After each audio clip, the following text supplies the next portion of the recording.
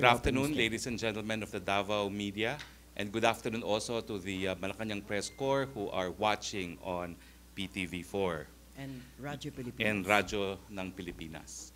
Let me begin with good news. First good news is we welcome Pew Research Center's latest survey where the Philippines top the list of Asian countries with upbeat and positive people. 53% of Filipinos describe their day as good. We view this as an affirmation of the bright and resilient outlook our people have displayed even in difficult circumstances. The sense of optimism for a better Philippines is very palpable as we start the new year. We must therefore continue the strong start we have made to sustain our economic momentum, make our communities safe and secure, and bring governance closer to the people. Second good news, the DTI reports on the Philippine manufacturing sector. We're bullish to see manufacturing sector hitting record numbers consistently. We take note that the Philippines has maintained its top place among ASEAN countries in the manufacturing sector, according to the Nikkei Philippine Manufacturing Purchasing Managers Index, or the PMI. This is a good indication of increasing overall production capacity if we are to restructure our economy and elevate our country from a net importing to a net exporter country. It is noteworthy to mention that manufacturing is a key driver for growth and reliable source of jobs for our people. Manufacturing grew by 8.3% during the first 3 quarters of 2017 and employed 3.4 million workers as of October 2017. To sustain this, we are therefore committed to create an environment conducive for high skill, high value, high impact, and manufacturing operations. The President has tasked me to announce that he has terminated the services of Mr. Marcial QC Amaro, Administrator of Marina. On December 22, the Office of the President received a complaint purportedly coming from employees of the Marina complaining that Administrator Amaro has had 11 foreign trips in 2017 alone. The President ordered an investigation. The Department of Transportation furnished the Office of the President with a list of travel of Mr. Amaro. It turns out that the complaint of the employees is wrong because while the employees said that Mr. Amaro made 11 trips in 2017 alone, the DOTR reported that Mr. Amaro in fact made 18 official travel in 2017. In 2016, he had 6 or a total of 24 travels. The President has decided therefore to terminate his services. We underscore the fact that previously Chair Terry Ridon was also terminated because of 7 foreign travel. And if 7 foreign travel was deemed excessive by the President, 24 travels definitely is excessive by the President's standard. Let this be a reminder to all public officials that the President is serious in his mandate, that they should live modest lives, that they should be true to their calling, and that they should avoid unnecessary trips. I'd like to highlight that all of the trips except for 1 are official, but the point of the President is we have to be selective in the trips that we will undertake, and that definitely 24 travels is excessive. Of the 24 travels, only about 3 were sponsored trips. All the other trips were paid for by the Philippine government, and in almost all the trips, he received honorarium and other sums for his trips abroad. Questions? Okay, from Edith Regalado, Philippine Star. Rob, Mike, please. Good afternoon, sir. I just would like to know of all those trips. You said 3 were financed by the organizers who invited him. Now the others were paid by government and he collected honorarium. The plane fares were paid for by Philippine governments and he collected honorariums. Sir, I would just like to know, is it only the trips that made the President decide for, or were there other complaints inside his office that the office has been used for something else, for business purposes or whatever? Well, all the documentation furnished to me by the PMS were, number 1, the complaint of the employees, and number 2, the report of the Department of Transportation detailing the trips, and whether or not they were funded by Philippine government funds. So I only had 2 documents turned over by PMS. So nothing about him using the office as for some business purposes? The PMS did not turn over any such document to me, but I have to admit that I have heard some reports, but the PMS did not dwell on those reports. Thank you, sir. Okay, thank you. Madonna Timbal of ABS, please. Okay, ABS sir. Davao. Dahil sinibak na nga, sir, sino may ipapalit na po ba sa pwesto? Wala pa pong ina-announce ang ating presidente. Pero possibly, sir, sino po ba ang mga nakalinya, sir, no, na posibleng papalit sa kanya? Meron bang mga potential na mga personalities, sir, na posibleng papalit sa kanya sa pwesto? Wala pa pong nabanggit sa akin, bagamat with 100 million Filipinos, we're confident that there will be a Filipino who can do the job in the marina. And ano po mga qualifications pa po na kailangan, sir, sa papalit na official sa pwesto po? Ay, alam mo naman ang presidente natin, simple lang ang kanyang marching order sa lahat ng taong gobyerno, no? Do your job well, serve the people well, do not lie, be honest, and do not engage in junkets.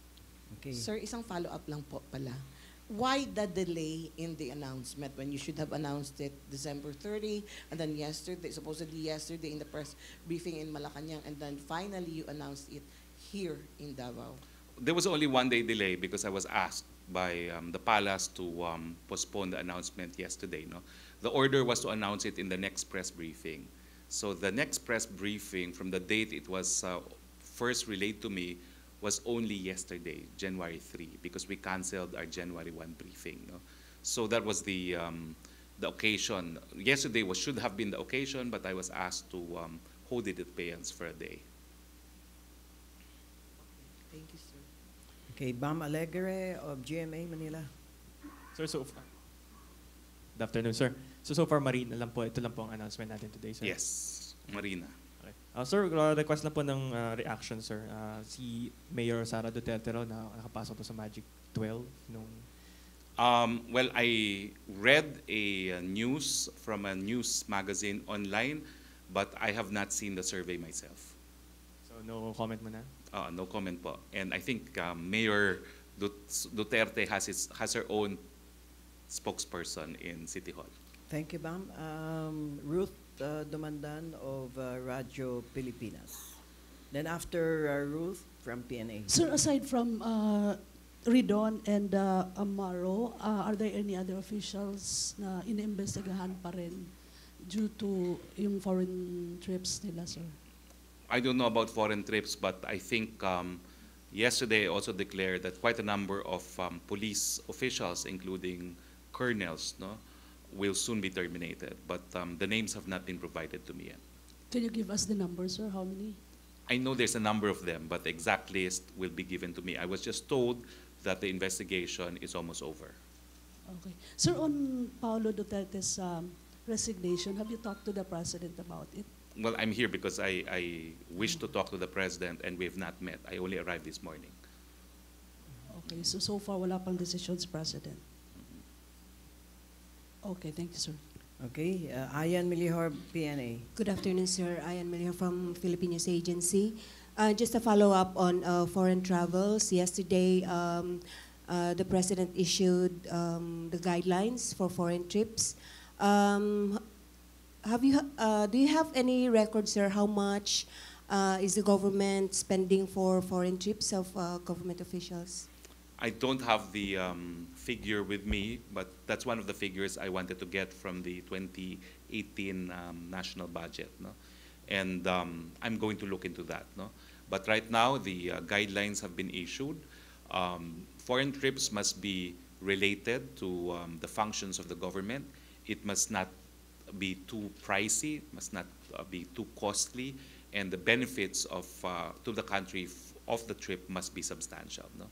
So those are the 3 guidelines, no, in order that foreign trips will be approved. All government employees need to get approval for any foreign travel, be it official or personal.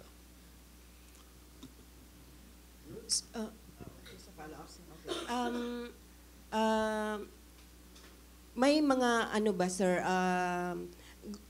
limitation or limits on the number of travels and na nire-require on government? And did the Commission on Audit also call the attention of the government Hindi about po. this foreign trips? This is the President's unilateral decision to crack down on foreign travels of government officials.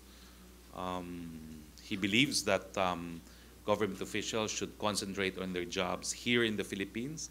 The travel should be only for officials from the Department of Foreign Affairs, and that any foreign travel must conform with the guidelines related to the agency's mandate, must not be too costly, and must have significant benefits to the country.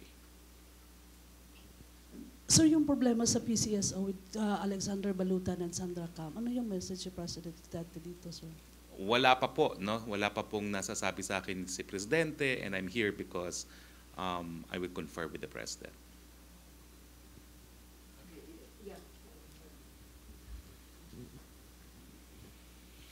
Sir, question lang po.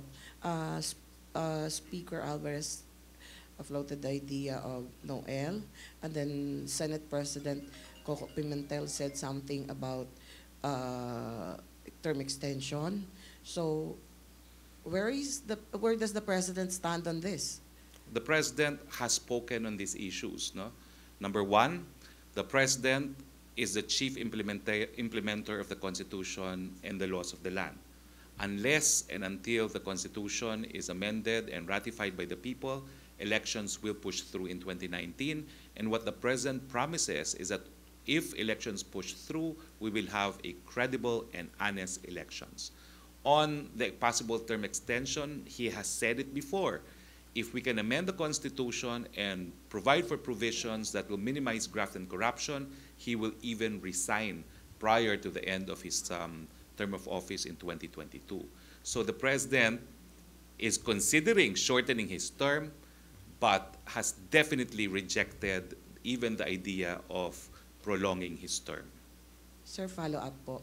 This, what the Speaker said and what the Senate President said, do these things have something to do with, or does the push for a shift to the federal form of government have something to do with such ideas? Well, as I said, no, the President has no wish to extend his term. If the Federalism. Constitution can be amended to provide for federalism and to provide for provisions that would strengthen public accountability, he has said he is willing to cut short his term. So the idea of prolonging his term is out of the question. Inuulit ko po, walang pagnanais si Presidente na pahabain pa ang kanyang termino, gusto nga niya pong paikliin pa kung po pwede. Thank you, Edith. Argil of GMA Davao. Sir, any reaction po on the expose that the PCSO hosted a costly na Christmas party? Is there a possibility na gaya nung sa Marina official, may matatanggal din sa pwesto if positive na ganun yung nangyari? Wala pa po akong alam dyan. But I think both officials of the PCSO have spoken. And what I do know is the President is fully cognizant of what transpired. And I'm sure if he has any decision, he will make it known soon. Okay. Next, Joey Dalumpines of BIA. Sir, what's the veracity of the information that the church leaders pleaded to the President not to call the communist rebels as terror organization? No idea. Because the Department of Justice is about to file the pleading before the Regional Trial Court of Manila to declare the CPP-NPA as a terrorist organization pursuant to the Human Security Act. Thank you, sir. Okay. Back to Ian Milihor of PNA. Then, Madonna. Okay, Madonna muna. Sige. Go, Madonna. Okay, sir, with regards sa excise tax, ano po kaya mga epekto nito sa mga poorest of the poor, sir?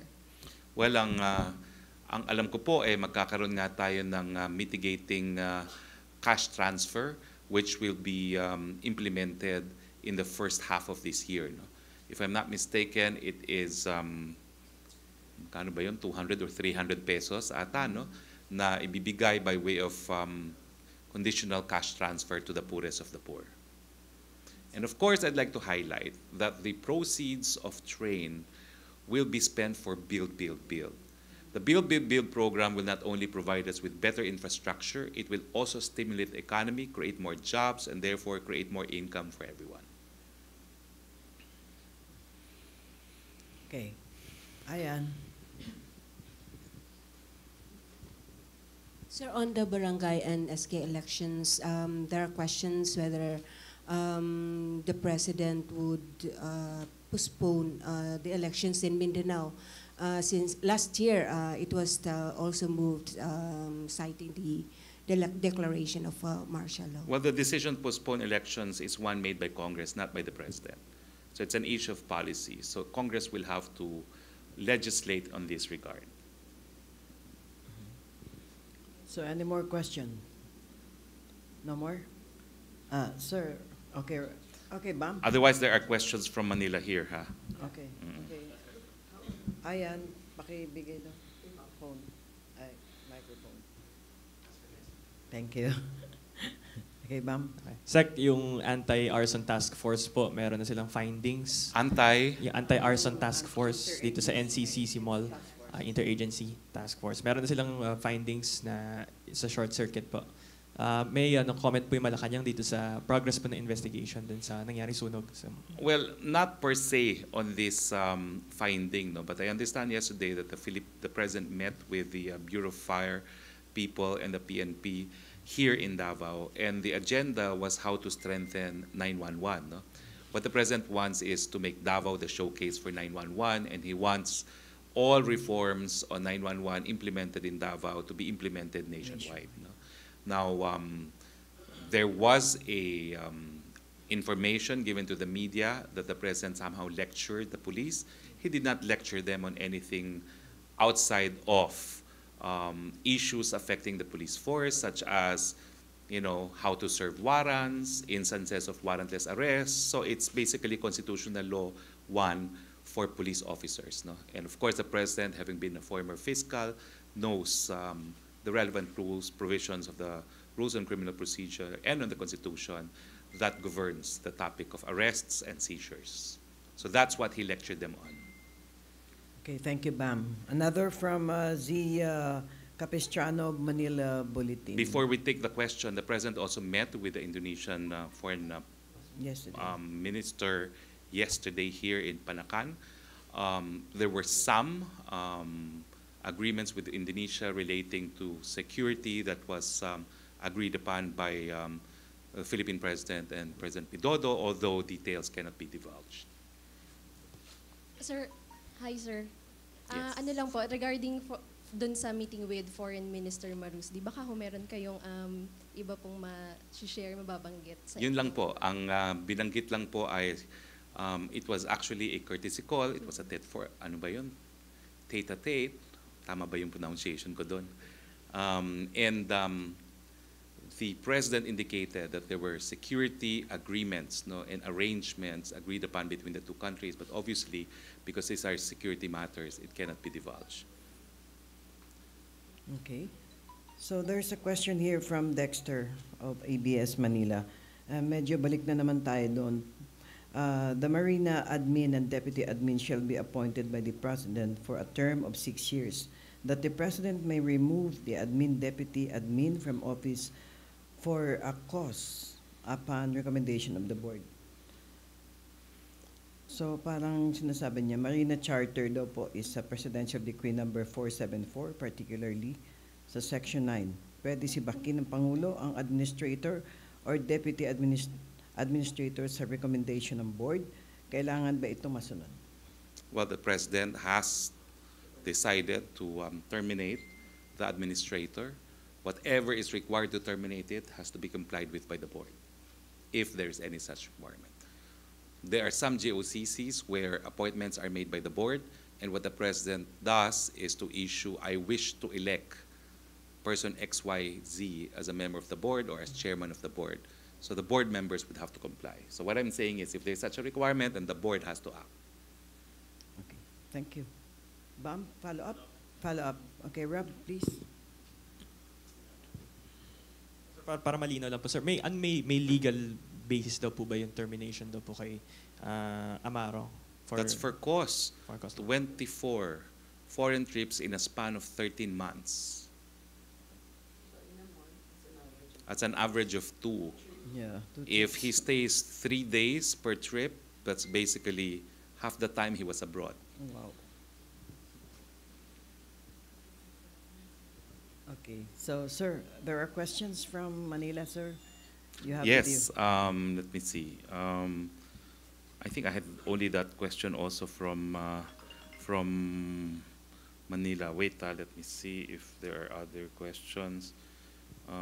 Sir, what? No. I just announced it, Mr. Uri. And then Joseph Sumorong, it's not a question, it's a comment. Well, no further questions from Malacanang Press Corps. Malacanang Press Corps, if you have further questions, please text them now or forever hold your peace until next Monday. So far, no more questions? Okay. Okay, Mike, please. Wait, Ruth. The President promised to give assistance sa mall fire victims. I just want to clarify if this is yung financial assistance na ibibigay ng DOLE, kung ito na yon. That was approved yesterday by Secretary Bello, sir? I do not know if that's exclusively the sum, but I do not know if there will be other assistance. No? But what I do know is that the President is able to give from his own funds, no, outside of funds coming from other departments.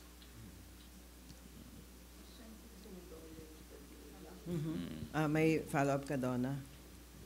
Okay, there's another question here Sir, from Donna Adel, Tricia. sir, of ABS-CBN. Later. Sir, regarding dun sa excise tax, sabi niya may mitigating cash transfer na ibibigay, 200 to 300 pesos. Kailan po I'm not sure if it's 200 to 300 now, huh? Yes, sir. Yun yung na-mention yung kanina. Yeah, po. I have the exact number because Alright. I responded to that yesterday only, no?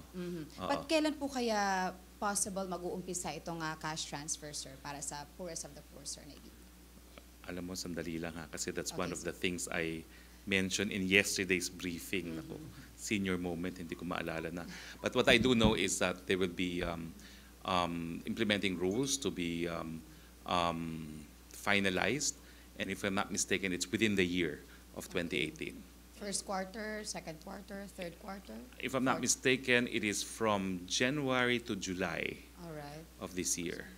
So, sapat po ba itong 200 to 300 pesos na ano, sir? Well, alam mo kasi, this is only mitigating. No? Ang tawag naman ng mitigating para maibsan. Pero ito naman po ay pupunta sa pinakamahirap. No? Ibig sabihin, yung mga mahirap naman, hindi rin masyadong maraming nabibili ng mga commodities na subject to excise tax. So kahit paano, makakatulong talaga itong mitigating conditional cash transfer Ano sa yung mga kanila. parameters, sir, para hindi rin mapupunta talaga doon sa mga mahihirap, sir, no? Itong mga cash transfer na ito, hindi matitake advantage ng yes, mga because we already have list of beneficiaries on the conditional cash transfer. It will be the same population that will benefit from this cash mitigation, which is a provision of the Tax Reform Act, the train. Thank you, sir. Okay, there's a question here from Raymond Tinaza of Bombo, the president of MPC. Sabi po ni Senator Soto, ang daming pinakalat na oposisyon na maling info kaugnay sa train law.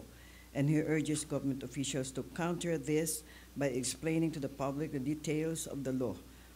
Will the government conduct massive info drive to explain the new tax law para maiwasan ang misunderstanding at pag-abuso ng mga negosyante gamit ang batas? Opo, in fact, kahapon po, no, halos lahat ng ahensya ng gobyerno nagsasabi na hindi dapat na tumaas kaagad ang presyo ng mga bilihin, no, dahil ang excise tax naman po ay pinapataw hindi dun sa old inventory, kundi sa mga bagong inventory. No?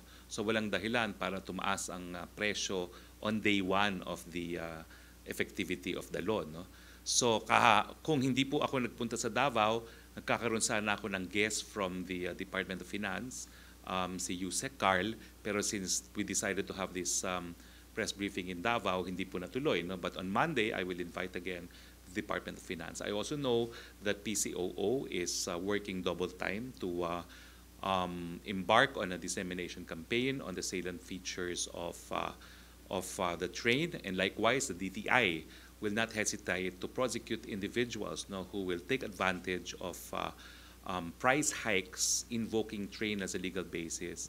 I stress that the excise tax would be imposed on new inventory and not on existing inventory. So kailangan maubos muna yung current inventory bago sila magtaas by virtue of the train. Okay. Thank you. Okay, from Tricia Macas of GMA News Online.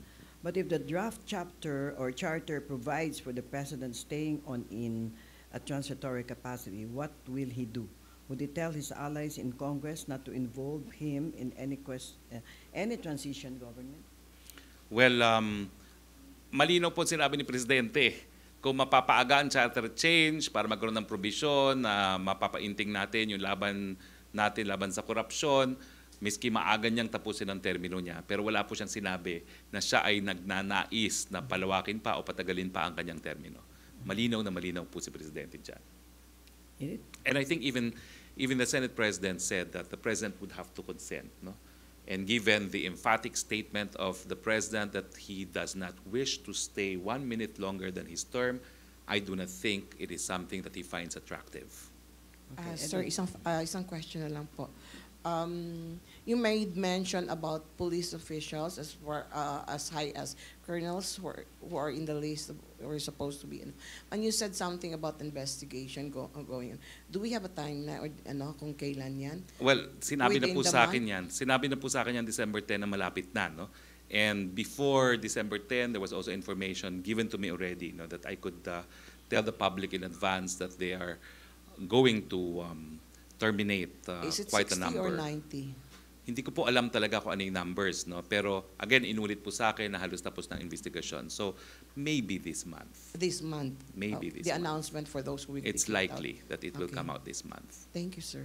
Last two questions from... So lahat naman po ito, inuulit-ulit ko dahil kinakailangan parating ang mensahe sa mga taong gobyerno. Nandito po tayo para manilbihan. Kung nais po natin magpayaman, kung nais natin magbiyahe, sa pribadong sektor na po tayo. Sir, from Rudolph, PIA. Does the regulation on travel also extend to rank and file, not just to officials? Of course, it applies to everyone. Alam mo, kaya importante rin na kailangan ma-approve miski personal trips. Meron naman kasing unexplained wealth act. No? Kung biyahe ka ng biyahe na personal nga, walang gastos ng gobyerno, saan mo naman kinukuha yung pangbiyahe mo, no? Kung madalas na madalas yan. Okay. Okay, last question. Sir, last question tayo along that line about Yes, ma'am. biyahe-biyahe. Could you confirm or does the president check on the passports of government officials? I don't think he physically does.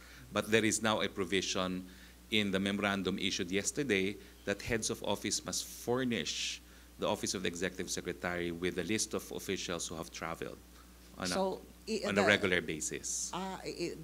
So no need to check on the passports or anything. So the head of office should furnish.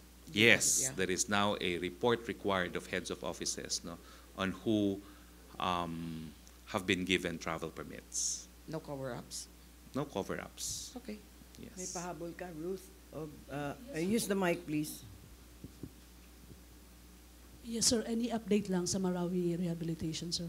Well, we were in Marawi. Unfortunately, weather prevented the President's chopper from landing in Marawi. The good news was on the 23rd, we delivered 800 temporary shelters. No? The first 800 temporary shelters intended for the Bakwits, 300 of which were built and funded by PAGCOR and 500 by the National Housing Authority. That's the first batch. I know that there will be another 200 minimum in the next month, and a further 171 next month. So next month there could be a minimum of additional 371. No? Of course, the total target is to build 6,700 housing units for Bakwits. So I'm happy to note that barely 2 months after Marawi was liberated, we had turned over 800 housing units, which roughly amounts to 12-13% of our target. Ano timeline sa completion, sir? Well, napakabilis po eh. Nagulat ako na napakabilis kasi ang ginagamit naman po nila mga imported technology na parang prefab houses, no? Kaya mabilis po, no? So I think kung matuloy po yung 300, we would have 1,100 done within 3 months after liberation of Marawi. So I could see that it is not impossible that in 1 year's time we could achieve the target, no, sa bilis po ng pagtatayo nitong mga temporary shelters. Now we call them temporary shelters, but nung nakita ko po sila, permanent shelters po yun. In fact, may mga ilang bahay po na 5 years ang binibigay na termino para dun sa mga titira, no? Pero ang sabi nga ng mga housing agents, sino pang titira dyan after 5 years? Kasi lahat naman sila mabibigyan ng temporary shelter, no? So, mabilis po ang proseso, mabilis po ang pagbangon ng Marawi, and that's because the President promised to rebuild Marawi in the soonest time possible. May pahabol dito si Dexter of DZMM. Ano ang aktibidad ng Pangulo sa Martes? Translasyon ng Black Nazarene and another, ang pagsibak ba kay Marina admin ay dahil sa mga travel abroad o may iba pang dahilan? Ang alam ko lang po, 2 dokumento binigay sa akin ng PMS, yung letter ng complaint at yung report ng DOTR dun sa kanyang mga travels. Okay, so no more questions?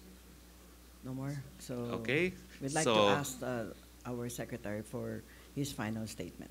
Sir? Well, yun lang po. Tingin ko po wala nang kaduda-duda na seryoso ang ating presidente dito sa kampanya laban sa korupsyon. Ulitin ko lang po, kung nagnanais po kayong yumaman, kung nagnanais kayong magbiyahe, wag na po kayo magtrabaho sa gobyerno. Nandiyan naman po ang pribadong sektor. Maraming salamat po at good afternoon to all of you.